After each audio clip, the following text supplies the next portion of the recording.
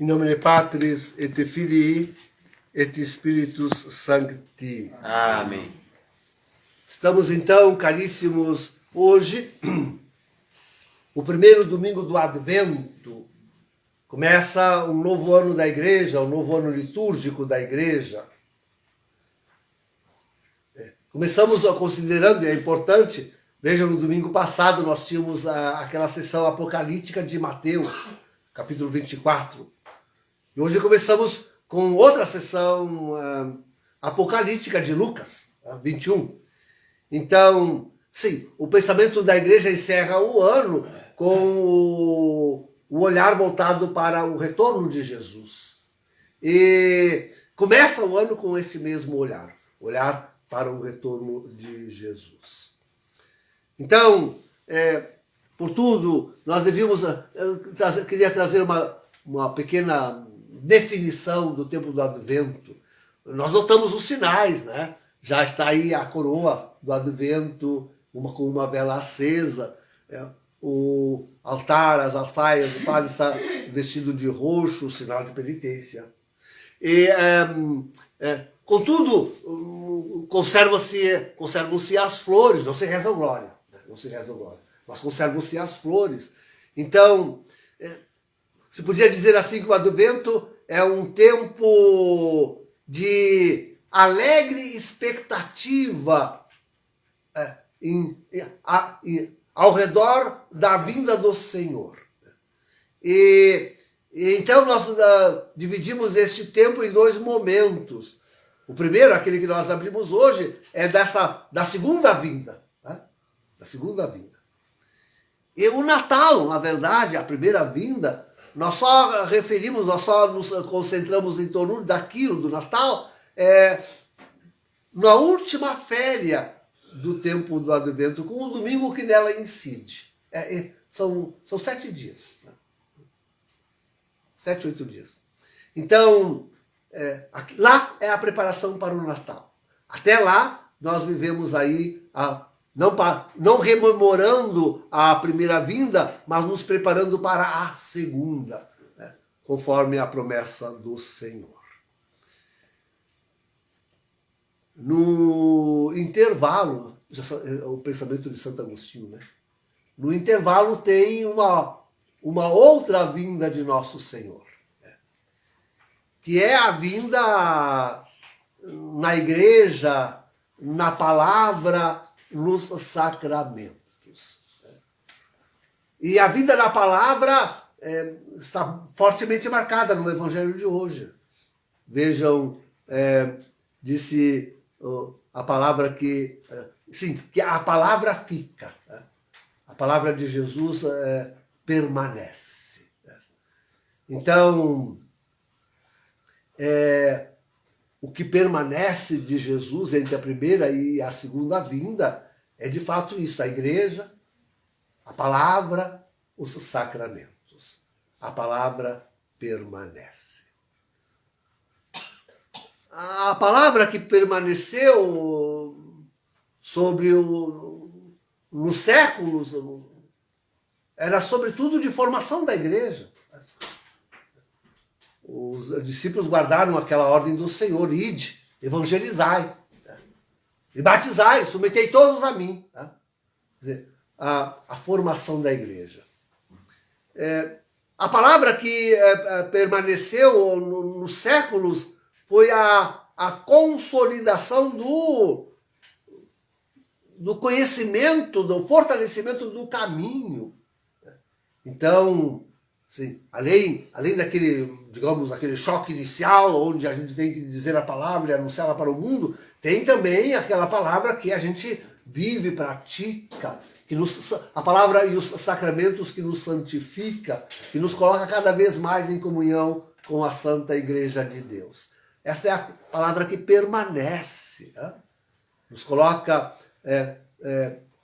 a viver, a seguir os mandamentos do Senhor, os mandamentos novos de Jesus. Esses dias ainda fazia um sermão onde isso ressaltava tão forte. Isto é, realmente, a gente tem a lei do Cristo, nós temos a lei do Cristo para seguir. Né? Foi assim que eu referia. Então, a santificação, a consolidação da igreja no mundo. Né? Assim, nós podíamos definir o milênio. Né? Se a primeira invectiva da palavra que permanece foi aquela da evangelização ou da perseguição romana e da evangelização forte, que apesar de tudo se impôs à igreja ao mundo, depois no milênio nós temos a consolidação, através sobretudo da santidade, nós temos a consolidação e aí se desenvolve a doutrina, a moral e se assegura cada vez mais a presença da igreja no mundo. E agora, queridos? O que significa para agora a permanência da palavra do Senhor? Essa é a minha questão hoje. Essa é a minha grande questão hoje. Aquela primeira palavra deu os seus frutos. Aliás, é interessantíssimo. Não pode analisar tudo e a fundo, né? Mas só para um gostinho sobre uma exegese do... Porque devia se fazer a comparação com essa palavra sobre a figueira, com outras palavras sobre a figueira que aparecem nos santos evangelhos, como em Mateus, por exemplo. Aqui em Lucas, sim, a figueira continua sendo Israel. Mas se junta uma outra palavra, dizer,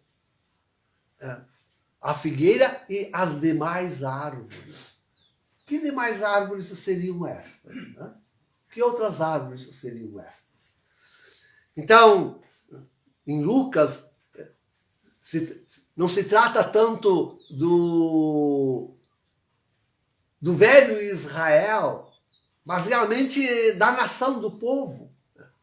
Assim como as demais árvores também são as outras nações, os demais povos. E todos devem dar fruto. E o fruto é este, da palavra que permanece.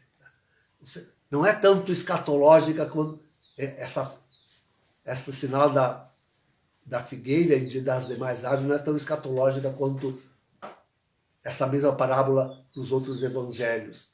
Essas particularidades de Lucas tiram o vigor escatológico delas e coloca para a primeira evangelização, depois para a consolidação da Santa Igreja, mas tem um ajunto em Lucas que remete sim à escatologia, quando diz que essa geração, tudo isso acontecerá nessa geração. Tudo isso que? Aquela primeira parte do evangelho de hoje que nós ouvimos. Aqueles sinais. Né? Aqueles sinais que é preciso saber interpretar. E interpretar escatologicamente. Escatologia, é pura escatologia. Né?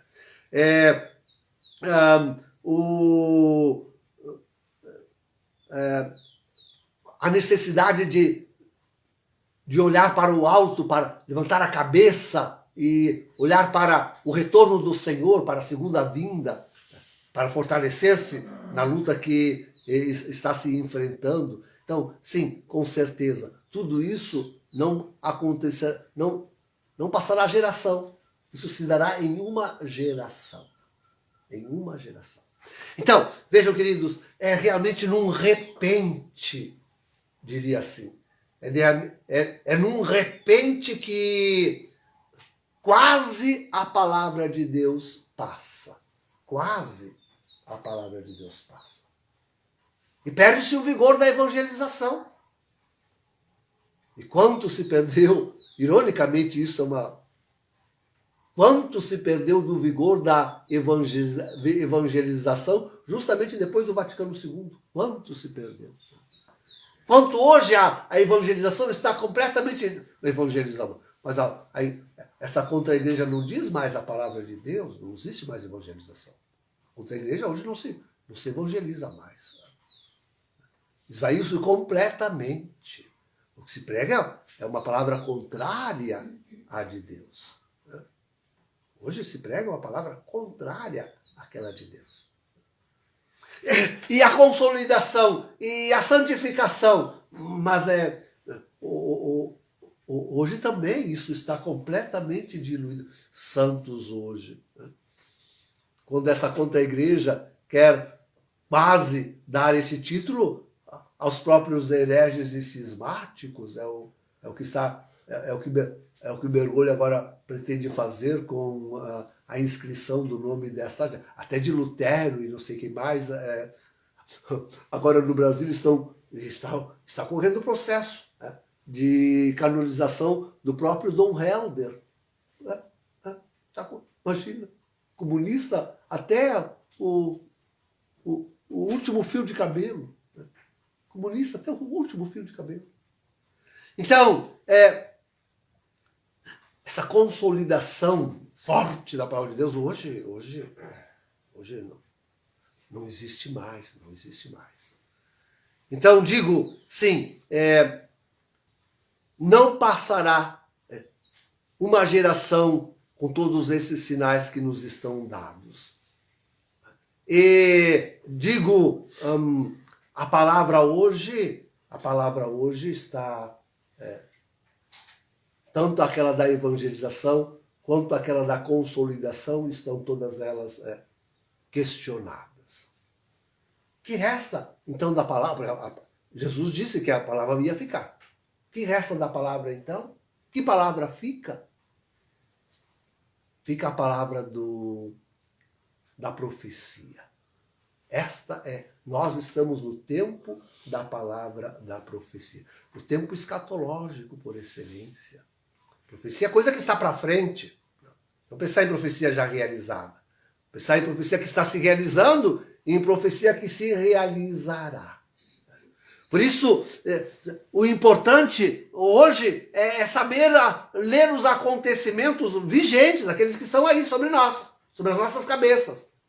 Saber ler isto como um sinal escatológico. O padre que não consegue ler os acontecimentos com essa indicação escatológica faz com que a palavra cesse, pare. Padre que não consegue pregar, encaminhando a cabeça para o alto do povo e fazendo o povo entender que esses são os sinais do fim daquela geração que não passará, está botando a palavra a perder. Hoje, a palavra que vige é a da profecia. E nós temos que lê-la em tudo aquilo que nos acontece, em tudo aquilo que nos envolve. A palavra da profecia que nos envolve hoje, queridos, vou resumi-la nisto. É nessa força com que se quer implantar a vetusta desordem universal. Nós certamente não acompanhamos, queridos,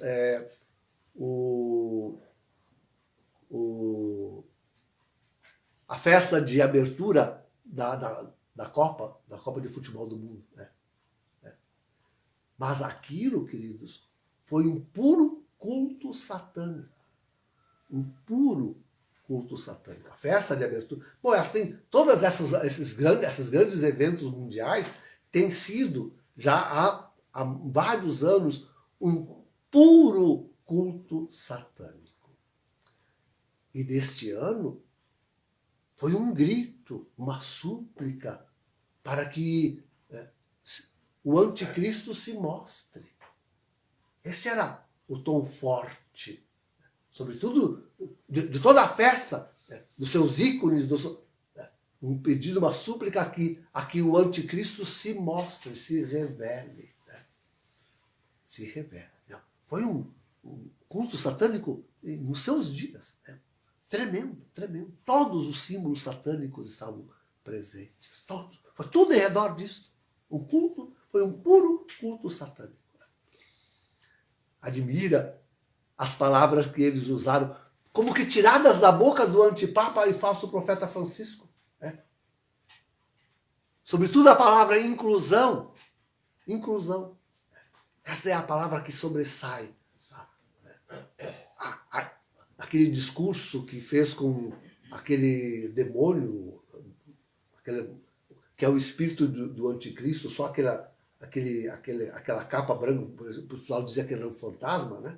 Aquilo é o espírito, quer dizer, significa o espírito do anticristo. Ele não está ali, não se vê, só se vê a capa, só se vê o turbante. Nem a capa, é o turbante, né? Árabe. E significa que vem dos árabes, o anticristo. Vem de lá, vem de lá. Só se vê o turbante, é o espírito do anticristo que já está presente. E no diálogo com o handicap, aquele que não tinha pernas, né? Que manteve o artista aquele famoso, o que se sobressai é isto, a inclusão. Palavra que nós encontramos toda hora na boca do antipapa, com a qual ele está destruindo a igreja.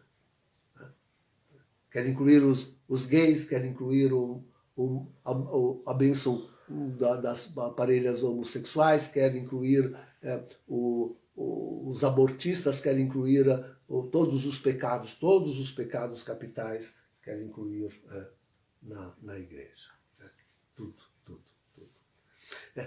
E a outra palavra que sobressaiu é também a palavra conectar. Essa é a última, conectar-se, a conexão com que propõe o Schwab. Homem, máquina, entenda-se internet das coisas, e o mundo. A conexão total, para a qual eles dizem já estar preparados. Então, sim, queridos, o mundo, e não se esqueçam que retornou a vá, eu não posso dizer a palavra se, porque me pegam na, então, tudo está aí, e a mas, de novo não posso dizer cá, eu vou me derrubar a missa na, né? Então, tudo está voltando, tudo está aí de novo, Então, só lá no Catar tem uma ilha lá. O Catar agora se tornou uma ilha onde nada dessas coisas precisam. Uma ilha até que pare essa grande ação demoníaca lá, né? Depois de certo, com certeza, voltará. É o absurdo dos absurdos. Quer dizer, aqui cessa completamente a palavra. Seja no seu impulso evangelizador, seja no seu impulso santificador. Lá não está mais Deus. Lá não está mais, neste mundo, nesta contra-igreja, não está mais Deus, não está mais a palavra de Deus. E o Brasil, queridos, o que nós estamos vendo acontecer é que eles querem que isso nos tome, e nos tome por cheio, Querem transformar o Brasil naquele que puxa a corda de todas estas coisas. Se acontecer de o povo que está nas ruas, nas praças, diante dos quartéis, o povo que está nas igrejas, espero que hoje especialmente esteja rezando e clamando para sermos livres do comunismo, para que aqueles que abusam da sua autoridade sejam impedidos de fazê-lo, e se este povo não vencer, a palavra de Deus não será mais ouvida no Brasil. Cessará também entre nós. E com que força, e com que desejo de vingança. O homem vem com os olhos vermelhos de sangue, de vingança. É o que quer. Estamos em gravíssimo peso. Esta é uma hora de gravíssimo peso. Se o povo não perseverar, se não levantar ainda mais alta a sua voz, se não crescer em número, correremos esse gravíssimo perigo.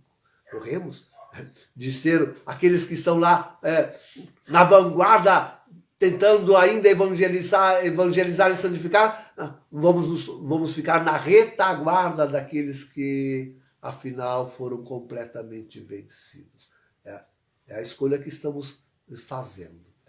É o que estamos permitindo que nos façam, porque a coisa vem pela força. É isso que é o admirável. A força do inimigo vem de repente, vem numa só geração, porque ela vem bruta.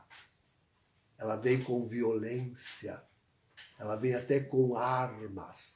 Ela vem para destruir e matar. Para destruir e matar. Mas tudo isso, queridos, tudo isso realmente deve nos fazer levantar a cabeça. E entender que em nós essa palavra continua. Em nós a palavra fica. Mas desde que nós nos abramos a palavra da profecia. E tudo isso nós leiamos como sendo a proximidade do reino de Deus. Está se tornando cada vez mais concreto e mais próximo o reino de Deus. Sim, leiamos tudo isto com uma ótica escatológica. Leiamos tudo isso como uma palavra de Deus profética, que em breve há de se realizar. Em nome do Pai, do Filho e do Espírito Santo. Amém.